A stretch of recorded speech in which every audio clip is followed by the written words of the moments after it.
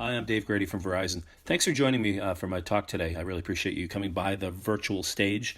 I wish I was there in person, and I'm sure you all wish you were there too. But I can tell you from the last couple of cyber summits that have happened online in the last few weeks, this is an excellent platform.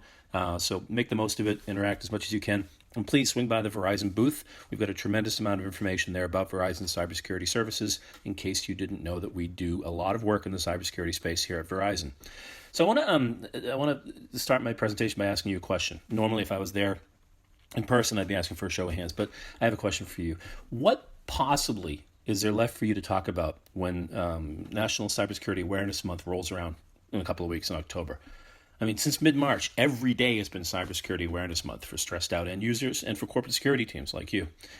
If you work in security, you've probably spent the last 5 or 6 months, gently and repeatedly reminding your suddenly remote workforce about the dangers of phishing emails and the evils of public Wi-Fi. And as COVID-19 drove more and more employees to work from home, you probably also banged the drum over and over again about why employees shouldn't discuss sensitive topics on poorly secured video conferencing platforms.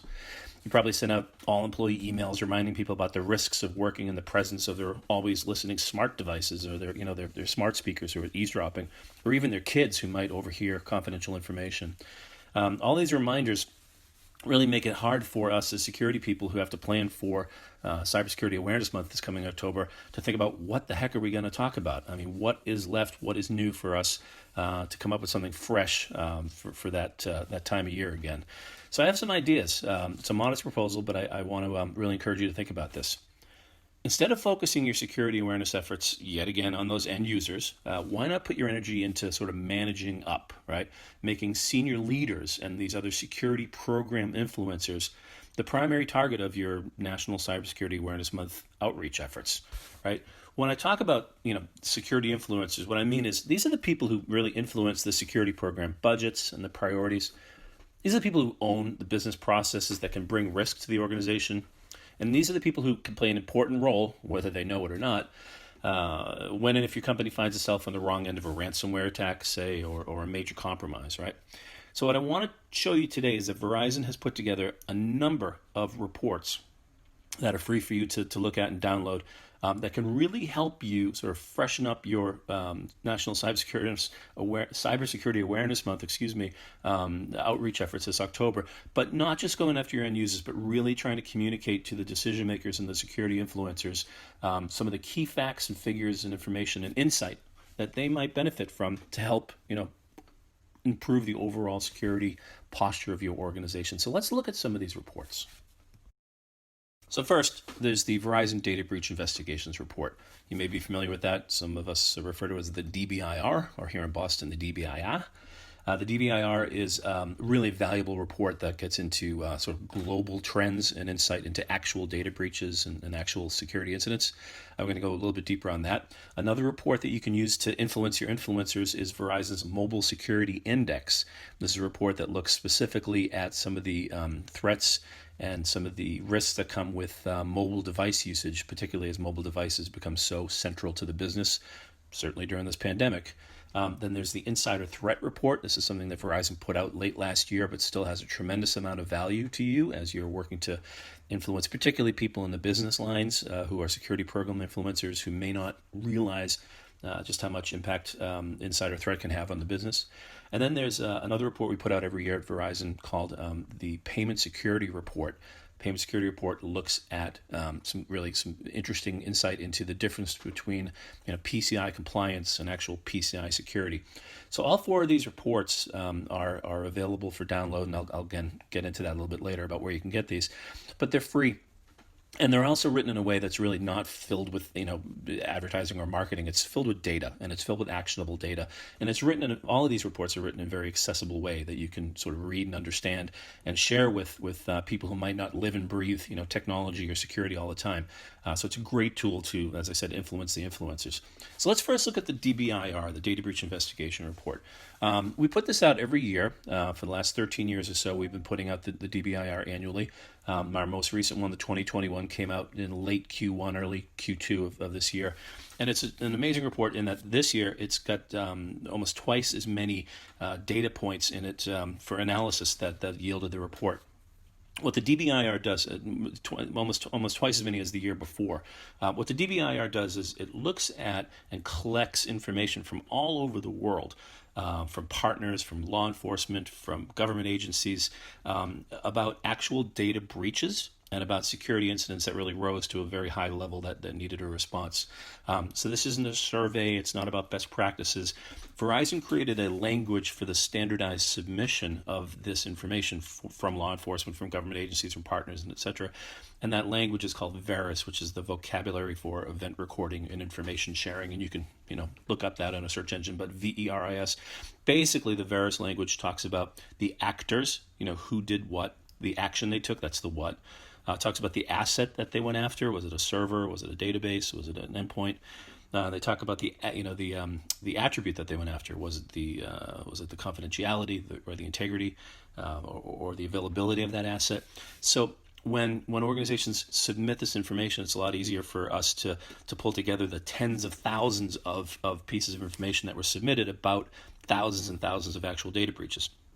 What the DBIR does is it analyzes all the attack patterns and who the actors were. Were they internal actors? Were they external actors? Were they business partners? Were they foreign governments? Things like that. And it looks at, again, like the actions they took and such. And then it tells you by industry, which is so important, how the bad actors went after successfully certain industries, right? So what I mean is the way bad actors go after a hotel chain or after a retail organization is very different from the way they attack, say, a hospital or a manufacturer. And the report, the DBIR, really breaks down for you by industry the most common and repeatable and successful ways that in the previous 12 months the bad guys attacked certain industries, the tools they used, the methods they used, the attributes that they went after, the assets that they attacked most of the time. What we see when we look at the DBIR, each year is that there's a sort of a subset of attack patterns that are common across all industries. It doesn't matter if you're in manufacturing, it doesn't matter if you're in healthcare, it doesn't matter if you're in financial services. There are certain ways that are most common. Those involve, web application attacks and DDoS attacks and phishing and social engineering and such. But again, each industry specifically has very different sort of an attack profile, and the report gets into that. So it's very helpful for you if you work in one of those industries. Some high-level takeaways from the 2020 DBIR: we looked at 32,000 security incidents and almost 4,000 confirmed data breaches from the previous 12 months.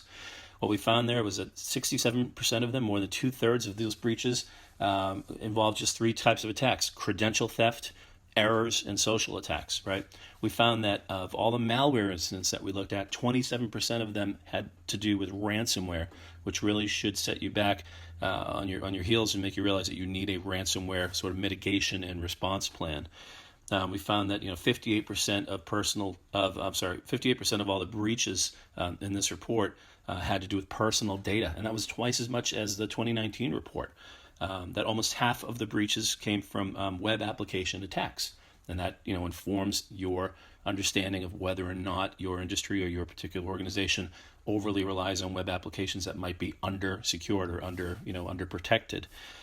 So these kind of numbers are really helpful for you as a person who is, I guess, thinking about Cybersecurity Awareness Month in October, and how to share this kind of information, not again with just end users, but with the powers that be. What do numbers like these that are facts, not marketing material and not best practices, but facts that show these type of things happen more often than not? How does this data help you influence the influencers? I would suggest that if you share the DBIR with your, with that ecosystem of security influencers, these people might understand that they can, make decisions or approve, funding budgets or reallocation of resources to address these particular issues. The things like credential theft. Are we doing enough to identify and stop that? Do we have the right resources around, the web application security? Do we have a plan for ransomware attacks if something were to happen? So the DBIR is the first of these four reports that I'm going to talk about. But take a look here. You can see that we've broken down this year in the report by industry vertical segment by almost twice as many. This is twice as many vertical segments as the 2019 report. So accommodations and food services, arts and entertainment, construction, healthcare, and manufacturing, etc. All of these have sections in the data breach investigation report that get very specific. So if you work with companies in those industries, again, very helpful. There's also some regional segmentation data, and there's also some data in this report about small and medium business and how small and medium business are by no means immune to this type of to any real type of attacks. This is an example of how the report does a deep dive into an industry. So this one here looks at healthcare. We looked at about 798 incidents. 521 of those were confirmed data breaches in the previous year in healthcare organizations across the world. And what we saw, the top patterns, right? It talks about miscellaneous errors, talks about web applications, talks about how internal threat actors make up almost half of the bad guys when it comes to healthcare. And that number is so much higher than most other industries, right? So that means that if you're in healthcare, sure, you have to have your security focus on external bad actors trying to break in, but you also have to know that you need an insider threat program, something to look at internal bad actors who are, looking to steal health information, try and monetize that for fraud, or maybe they're just breaking HIPAA laws because they're curious and they want to look at, their ex-in-laws, health records or something to see what's going on with them. People are nosy, and that leads to a lot of HIPAA violations by insiders. The DBIR talks about actor motives in each industry. So again, in healthcare here, you see it's financial is the overwhelming motivating factor for data breaches in healthcare, but a certain percentage of it is for fun. And then it talks about the kind of data that gets compromised. The DBIR, too, for you to, again, communicate with these stakeholders and influencers for your program is really helpful because it talks about the top controls, those CSC, Center for Cybersecurity controls, that can be implemented to mitigate, these particular attack risks. So it's, again, very helpful in that regard. We're really proud of the DBIR. It really is sort of the gold standard from our perspective and from the perspective of many in the media and in the community about the value of this report. If you find it online, which is easy to do, go to VerizonEnterprise.com or just use your favorite search engine to find the DBIR. You can pull it down as a PDF. You can sort of scroll through it online. You can grab a URL for a particular industry, say, and share it with a friend or a colleague or a program influencer. So it would be, a specific URL pertaining to, say, healthcare or financial services.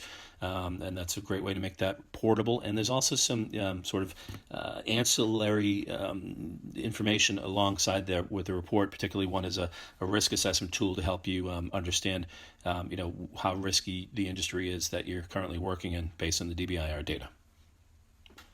Now, another report that we put out is the Mobile Security Index, and this one is particularly valuable today in this age of COVID. Now, the Mobile Security Index was also released a little bit earlier this year, right before COVID really hit. And it was researched, in a few months before that, but it's particularly helpful now that so many people are working from home, so many people are using mobile devices to get their job done, and now that so many organizations are relying on mobile devices to keep, the engines running and the business going all together. The Mobile Security Index is different from the DBIR in that it's more of a survey and less of a collection of actual information about breaches. But there's also contributions from some of the key partners that Verizon works with in mobile security, different aspects of mobile security from MDM to IoT and other elements of mobile devices. But the Mobile Security Index talked to several hundred, close to 1,000 different organizations around their perception of the importance of security when it comes to mobile devices. And what we found in this report, the big takeaway, is that a lot of organizations confess to not making mobile security a major priority. And that some organizations actually sort of look at mobile security not as central to the security program, but more as something to do with the commodity management as opposed to a data management issue. And the report really gets into some of the reasons why organizations don't put enough emphasis on security for mobile endpoints, And a lot of the reasons why organizations don't do it is for convenience, and they think that it can slow them down or take them off the important things, which is silly because we know that mobile security is absolutely critical and it is an important thing. So if it's hard or it's inconvenient to do, that doesn't mean that they shouldn't be doing it. The Mobile Security Index is also really useful because it's got a lot of information in there about the different sort of dimensions of mobile security and mobile risk. First, yeah, it talks about the end users, but when we are talking and looking at this report, potentially as something you can use to communicate with, program influences during Cybersecurity Awareness Month, the Mobile Security Index talks about things like the importance for controls, not just at the end user level, but at the network level and at the application level, right? So what that means is that our business units relying on certain applications that get downloaded to phones or tablets that fuel the business, and do those applications have the right security in place? Do they have excessive permissions, right? Do they eavesdrop on conversations? Do they have access to the camera? Do they really need all that? Are there risky applications that are not being blocked and that people can use an app store to pull down applications for their mobile devices that might not have the proper security in place and could imperil the corporate network?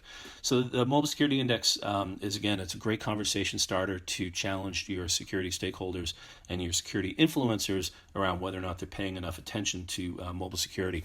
This report, again, available for free, downloadable online. Like the DBIR, you can use the search engine or go to VerizonEnterprise.com. The Mobile Security Index also has a tool that you can use to develop an acceptable use policy for your end users. And again, I would use that to maybe collaborate with security program influencers, business line managers, executives, to take that as a template and build it out so you can have a custom-made acceptable use policy for your entire organization based on the insight that this report gives you. The third report I want to share with you is Verizon's Insider Threat Report. Now, this was published again late last year, 2019, but it still has a tremendous amount of value today. If you look at the new 2020 DBIR report, you see that insiders, partners, employees, vendors, and such, they play a significant role in data breaches in all industries across the board. It's like somewhere between 30 and 40%. And again, in some industries, it's higher than others. And the Insider Threat Report is really interesting because it doesn't make you think that everybody who works with you and for you is a bad person, but it does help you understand sort of the dynamics that can emerge inside of an office environment or in a working environment that can lead to data breaches. And it breaks down some of the sort of personas of people who can play a role in either directly or indirectly in data breaches who are insiders. It talks about careless workers, people who leave files on the subway train or on the bus that have sensitive information, people who lose laptops and stuff like that, people who are sending emails to themselves to work on at home with attachments with sensitive information so they can work on that spreadsheet on their Google Docs unsecure, on the weekend. The report looks at insiders who have been compromised, who steal information for a number of reasons. They could be mad and they want to, they're going to quit, or they didn't like their annual review. So they're going to sabotage systems or mess with the integrity of systems or the availability of systems, or they're going to steal sensitive information and start a competing business, and they're going to steal your pricing information or all of your customer lists and things like that. There's malicious insiders who have been compromised and they've been recruited to steal information, maybe unwittingly or maybe wittingly. And then there's third parties, which is included in insider threat. Third parties are, you heard about the big retailer that was hit by a major data breach that gave them a big black eye, and they came in through the HVAC system with a third party. As more and more companies, have these complex ecosystems with other partners or vendors who are touching their IT systems or managing or handling their data, those third parties can bring a tremendous risk of data breach as well. So the Insider Threat Report, again, is a great tool for you to talk to business line managers, people who manage other people who decide to work with third parties, people who put into place systems or IT processes and procedures that might lead to data leakage. Why do you have such a business process that relies so heavily on email when maybe you need a secure portal to exchange information with customers or partners? Why do some organizations like in healthcare still use fax machines? Personally, I've seen that issue with lost faxes with sent from one provider to another on behalf of my kid, as an example, and that sensitive information on the fax got lost 3 times before they finally successfully found the fax. So using the Insider Threat Report to challenge a business leader on why their processes are engineered in such a way that insiders might end up causing a data breach. Great report there. And then another report that I want to remind you about, I mentioned, is the Payment Security Report. Now, the Payment Security Report comes out every year, which means a new one will be coming out, before the end of this one. And the Payment Security Report's really helpful for you to talk with those people who can make the following happen. And the following is this. Compliance with PCI, payment card industry standards for the digital security, is not a one-time thing. You shouldn't think about just achieving compliance, checking the box, and moving on. It's all about sustaining that compliance. You need to be able to keep that compliance up all year long, and that requires a concerted effort. That requires not like a tiger team to get together and do it and then show up for the audit and then say we're done and then let all the controls slip. So to have that as a continuing effort, as a continuing investment of time and energy and resources, that's an important decision that influencers really need to get behind. And the report also gets into the difference between PCI compliance and actual PCI security, because there is a sort of a delta between those two things. So as a educational tool for Cybersecurity Awareness Month, for those influencers who, again, not those end users, but the people, sort of higher up the food chain who can move the needle and help things happen, use the Payment Security Report to help them see, the benefits of investing time and energy and effort into maintaining continuous compliance and continuous security.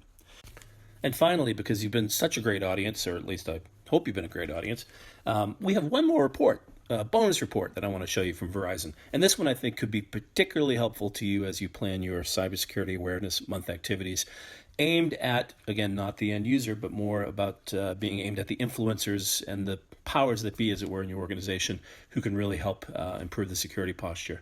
And that is the Verizon Incident Preparedness and Readiness Report. This is also known as the VIPER Report. The VIPER Report looked at several hundred engagements that Verizon has done over the last few years, evaluating and assessing the readiness plans, the incident response plans of real companies that we work with. And we looked at a bunch of different elements of those plans. And one particular thing stood out is that in almost 57% of all the plans that we reviewed, stakeholders, those security influencers that I've been talking about for the last half hour, stakeholders had not been required to get together and practice the elements of the incident response plan.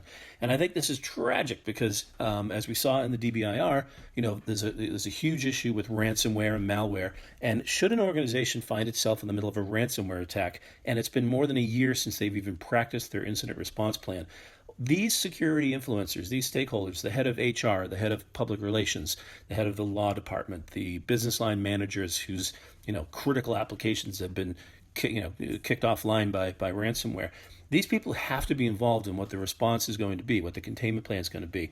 And if they haven't practiced that skill in more than a year, they're going to be very rusty.